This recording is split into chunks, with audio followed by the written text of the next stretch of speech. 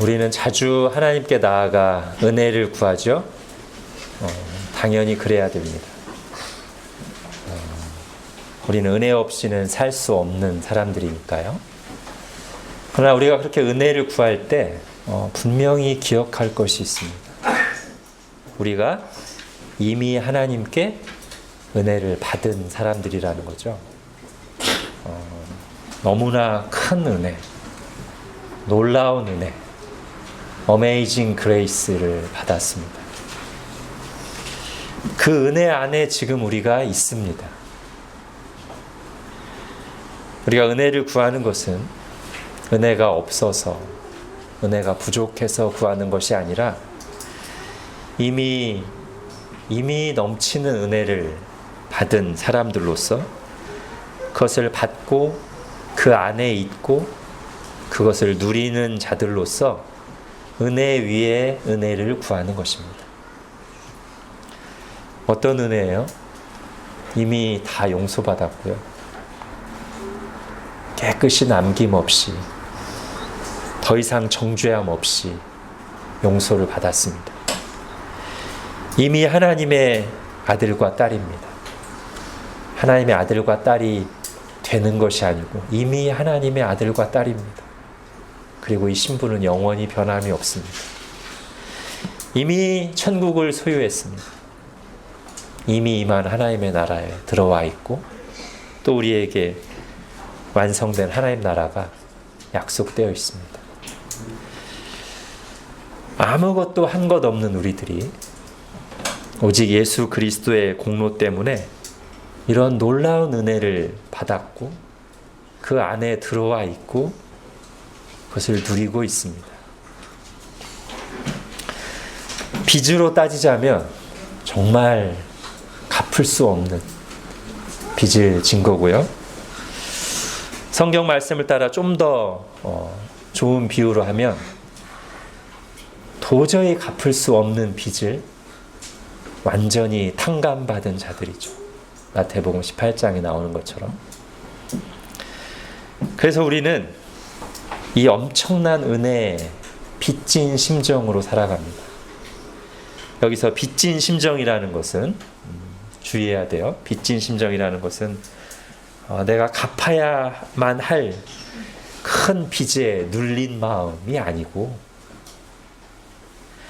값없이 베풀어 주신 은혜에 황송하고 감사해서 가만히 있을 수 없는 마음을 가리키는 거예요. 자, 그런 우리에게 주시는 하나님의 명령이 뭡니까? 하나님께 거저받은 그 놀라운 은혜를, 그 빚을 다른 사람들에게 갚으라, 나누라는 거예요.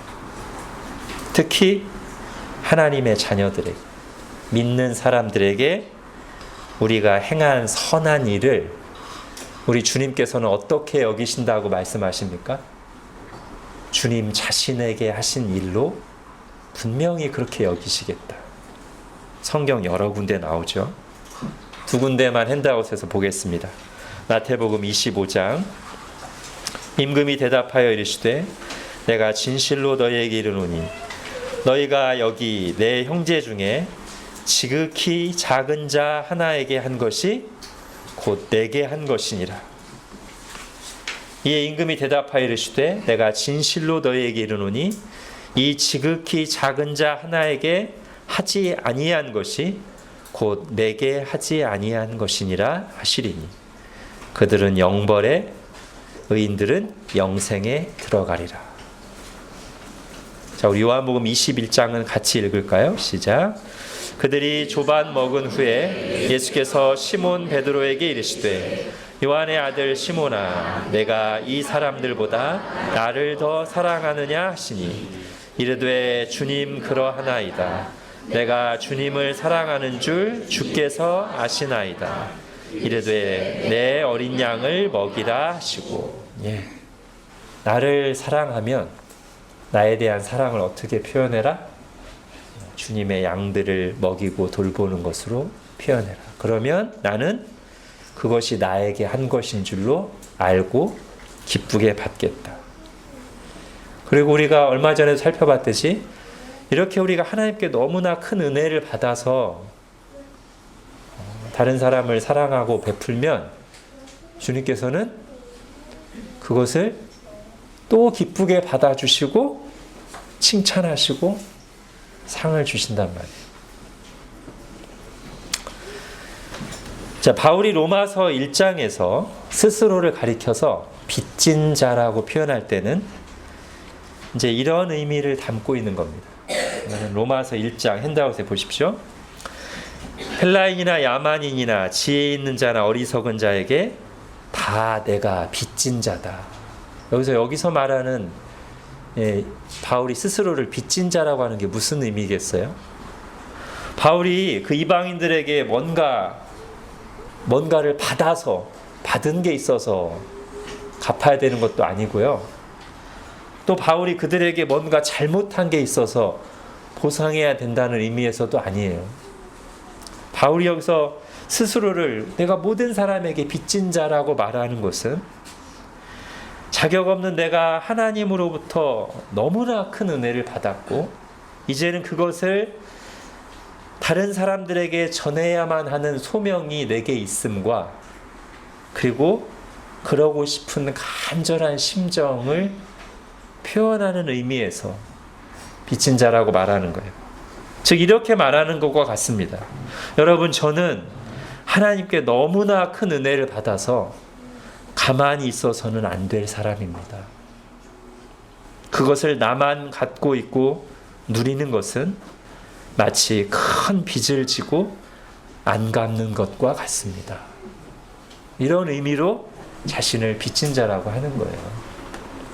즉 바울의 마음속에서는 하나님께 큰 은혜를 받았다. 자격 없는 내가 큰 은혜를 받았다는 은혜의식, 그래서 하나님께 감사와 찬송을 드리는 마음에 더하여 어떤 것까지 지금 하나로 연결되어 있냐면, 그러므로 나는 다른 사람에게 빚을 지고 있다. 내가 하나님께 은혜 받은 것을 반드시 다른 사람들에게 나누고 전해야 된다. 이게 하나로 연결되어 있어요, 바울 안에는. 그리고 이것이 복음적인 사고방식일 겁니다. 내가 자격 없이 너무나 큰 은혜를 받았고, 그래서 나는 하나님께 아무리 감사해도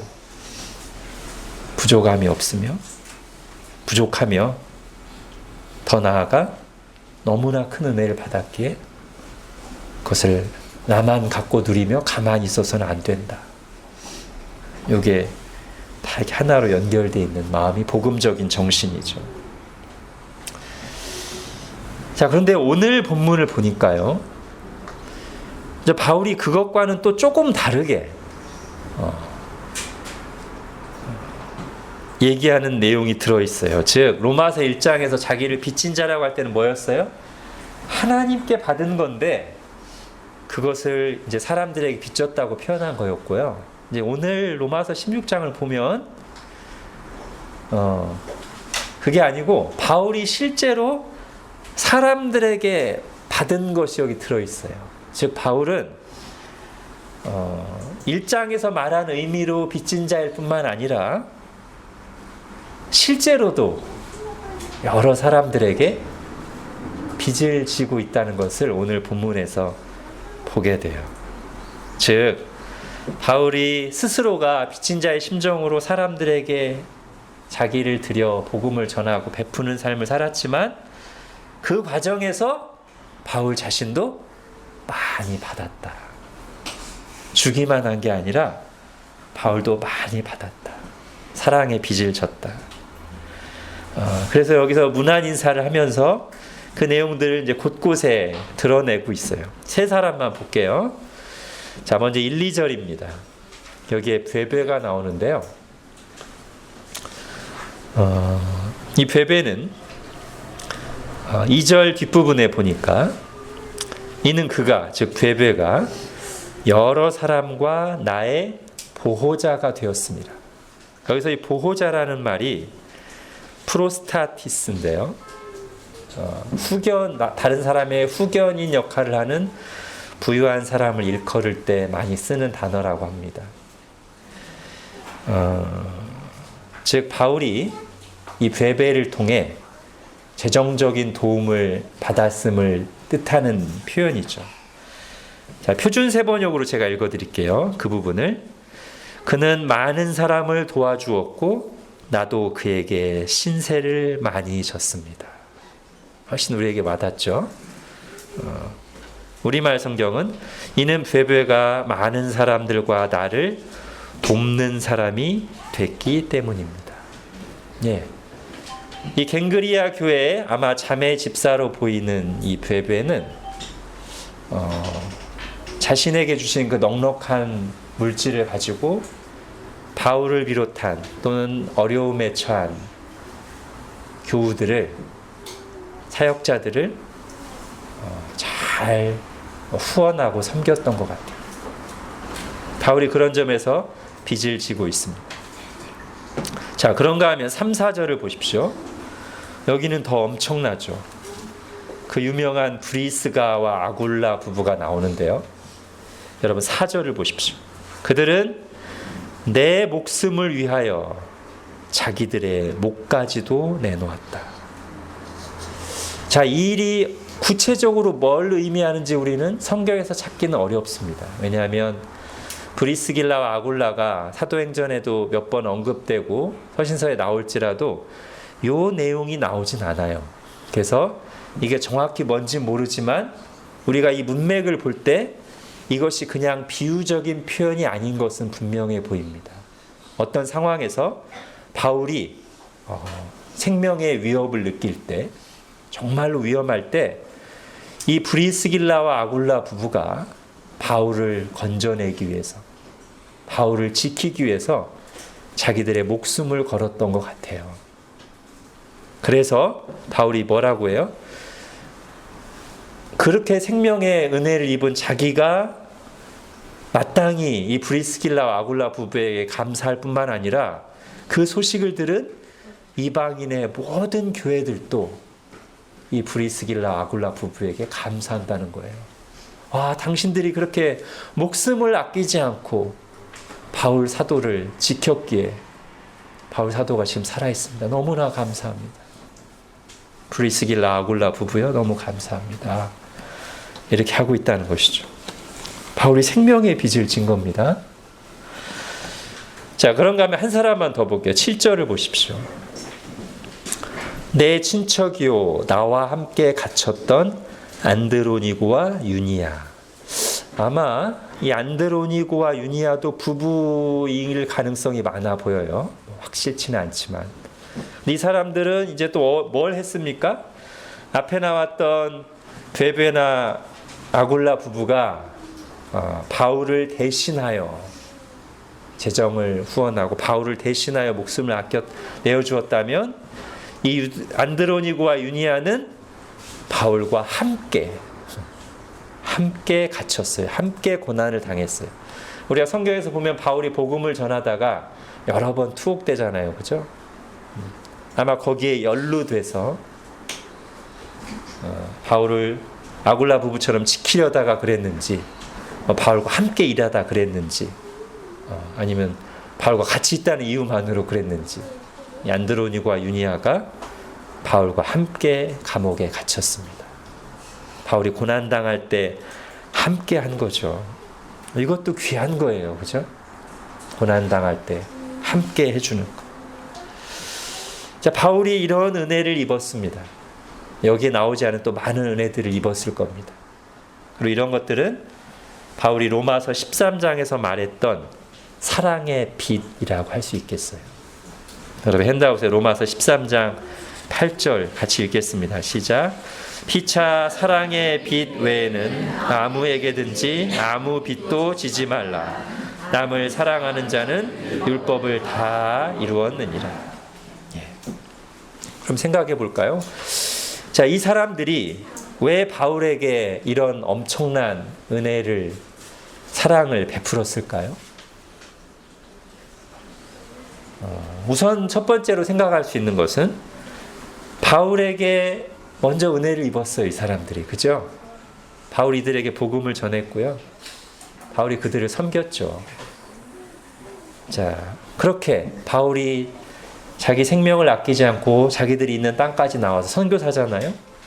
선교사님이 이렇게 나와서 자기들에게 헌신적으로 복음을 전해주고 섬긴 것에 대해서 그것들의 수혜자들이잖아요. 그러니까 바울에게 감사해서 바울에게 받은 은혜를 생각해서 이렇게 한 것이 분명히 있습니다. 그죠? 사람에게 받은 은혜를 당연히 감사해야죠. 그것도 있어요. 근데 더 궁극적으로는 그 바울이 전한 복음, 그 복음을 통해서 받은 하나님의 은혜에 감사해서 그렇게 한 거예요.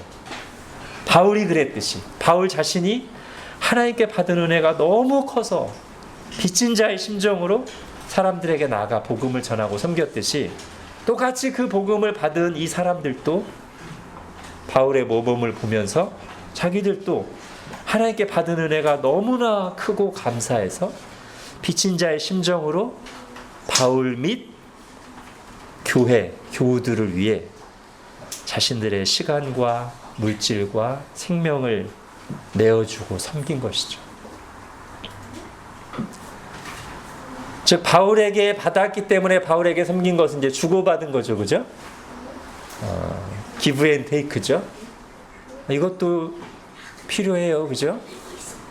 다만 이것은 세상에도 있는 것입니다. 이것조차 안 하면 세상보다 못한 거고요. 이거는 세상에도 있는 좋은 거예요. 그러나 신자들에게는 어떤 게 또 있어야 돼요? 더 중요하게 내가 저 사람에게 받았으니까 나도 줘야지. 요것만 있는 게 아니라 그거보다 더 크게 뭐가 있어야 되는 거예요? 하나님께 받았기 때문에 내가 저 사람에게 준다. 이게 있어야 이제 세상과 다른 모습이고 이때 복음이 드러나죠. 즉 여기 나오는 바울과 이름이 거론된 사람들은 하나님께 받은 엄청난 은혜, 갚을 수 없는 빚을 깨닫고 감사하면서 빚진 자의 심정이 되어 서로에게 베풀면서 피차 사랑의 빚을 주고받는 관계가 된 것입니다. 그리고 이 모습이 우리에게 값없이 은혜를 주신 하나님 아버지께서 원하시고 기쁘게 받으시는 모습이죠.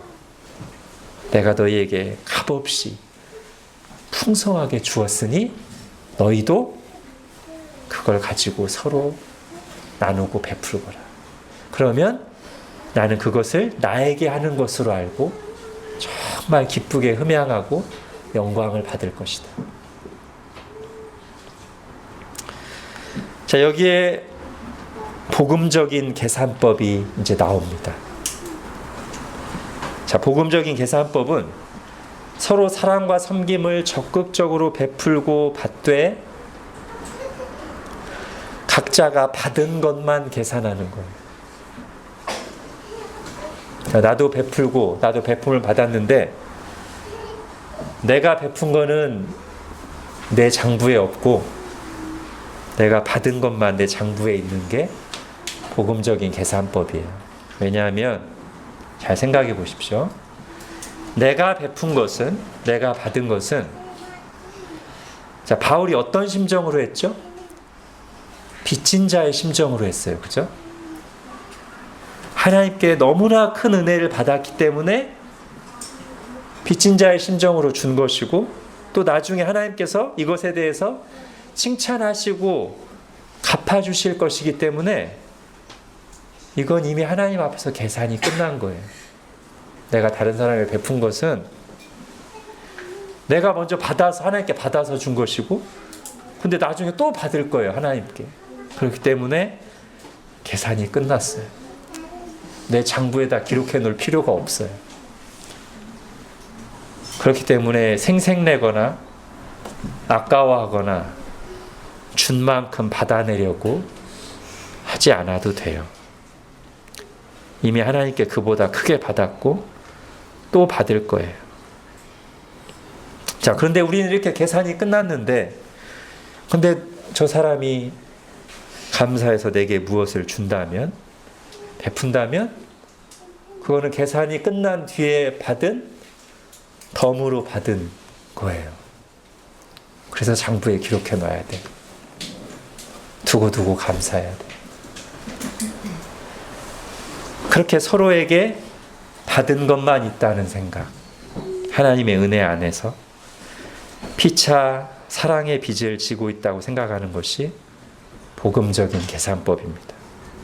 그리고 이렇게 생각하고 이렇게 실천함으로써 하나님이 살아계시고 우리가 하나님께 은혜 받은 자임을